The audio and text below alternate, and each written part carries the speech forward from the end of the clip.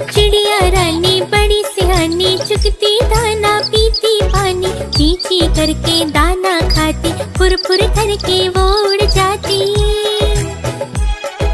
चिड़िया रानी बड़ी सियानी, चुगती दाना पीती पानी, ची ची करके दाना खाती, फुर फुर करके वो उड़ जाती। चिड़िया रानी, ओ चिड़िया रानी, चिड़िया रानी, ओ चिड़िया रानी।